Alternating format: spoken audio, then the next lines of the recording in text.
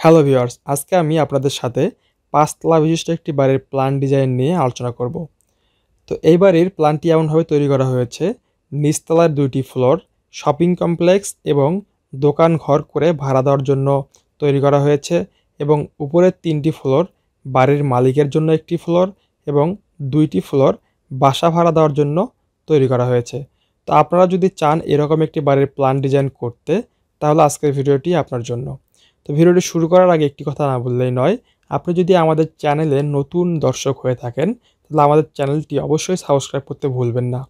আর যদি আপনি ভবিষ্যতে কোনো বাড়ির প্ল্যান ডিজাইন করার চিন্তাভাবনা নিয়ে থাকেন, তাহলে কিন্তু আপনি আমাদের সাথে যোগাযোগ করে পরামর্শ নিতে পারেন এবং আমাদের কাছ থেকে কিন্তু আপনি অল্প খরচে প্ল্যান ডিজাইন নিতে পারেন।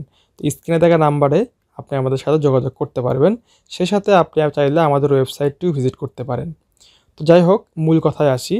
এরকম যদি আপনি বাড়ির প্ল্যান করতে চান, যেখানে নিচতলায় শপিং কমপ্লেক্স এবং দোকানঘর করে ভাড়া দেবেন এবং ওপরের ফ্লোরগুলো আবাসিকভাবে থাকার জন্য তৈরি করবেন, তাহলে আপনাকে কিছু জিনিস মাথায় রাখতে হবে। সেটি ১ নাম্বার সেটি হচ্ছে আপনাকে এন্ট্রি পয়েন্ট বা বাড়িতে ঢোকার রাস্তা ২টি রাখতে হবে। অর্থাৎ বাড়িতে ঢুকতে গেলে যেন ২ পাশে ঢোকা যায়।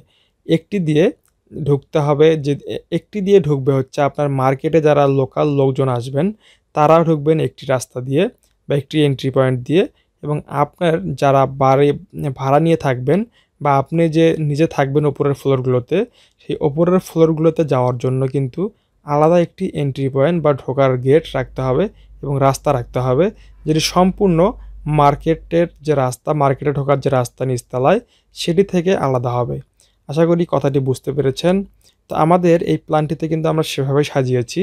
দেখতে পাচ্ছেন, এটি হচ্ছে এই মার্কেটের মেইন এন্ট্রি পয়েন্ট বা যেদিক দিয়ে মার্কেটের লোকজন মার্কেটে ঢুকতে পারবে, এবং আরেকটি এন্ট্রি পয়েন্ট রয়েছে যেটি দিয়ে ওপরের তলায় যারা বসবাস করবেন, ভাড়া থাকবেন, তারা ঢুকবেন কিন্তু এই পাশের এন্ট্রি পয়েন্টটি দিয়ে। আপনারা দেখতে পাচ্ছেন, এইদিকে আমাদের সিঁড়িঘরটি রাখা হয়েছে এবং এই পাশ দিয়ে কিন্তু তারা উপরতলাতে যেতে পারবেন, এবং এই রাস্তাটি মার্কেটে ঢোকার রাস্তা থেকে সম্পূর্ণ পৃথক করে দেওয়া রয়েছে।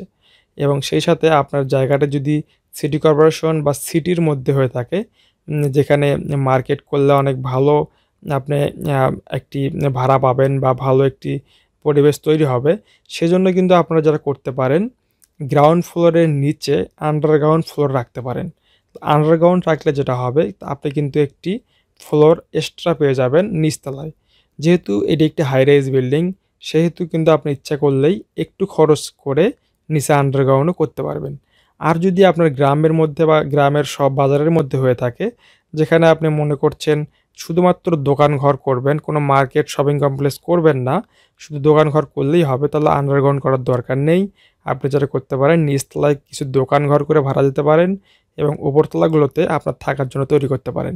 তো এটি হতে পারে ৪ তলা, ৫ তলা কিংবা ৩ তলা, ২ তলা, যে কোনোভাবেই কিন্তু আপনি করতে পারেন। তবে প্ল্যান ডিজাইন একজন ইঞ্জিনিয়ারের কাছ থেকে যদি আপনি করে নেন, তাহলে ইঞ্জিনিয়ার কিন্তু আর্কিটেক্ট যে থাকবে, তিনি কিন্তু আপনার সুন্দর করে প্ল্যান ডিজাইনটি করে দেবে। যেমনটি আপনারা দেখতে পাচ্ছেন, এই বাড়িটি কিন্তু একটু আঁকাবাঁকা শেপ নিয়ে সামনের ডিজাইনটি তৈরি করা হয়েছে, যেন বাড়িটি দেখতে অনেক সুন্দর এবং আধুনিক মনে হয়।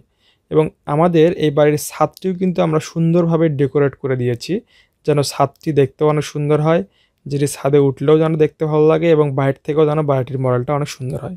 তো এই ছিল আজকের ভিডিওটি যদি ভালো লেগে থাকে এবং ইনফরমেটিভ মনে হয়, তাহলে কমেন্টে আপনার মতামত জানাতে ভুলবেন না। সেই সাথে আপনার এই বাড়ির ভিতরে আমরা কীভাবে সাজিয়েছি এবং এই বাড়িটি করতে কত টাকা খরচ হতে পারে, সেটা যদি জানতে চান, তাহলে কমেন্টে আপনি সেটিও লিখতে ভুলবেন না। তো দেখা হচ্ছে পরবর্তী কোনো ভিডিওতে নতুন কোনো প্ল্যান ডিজাইন নিয়ে।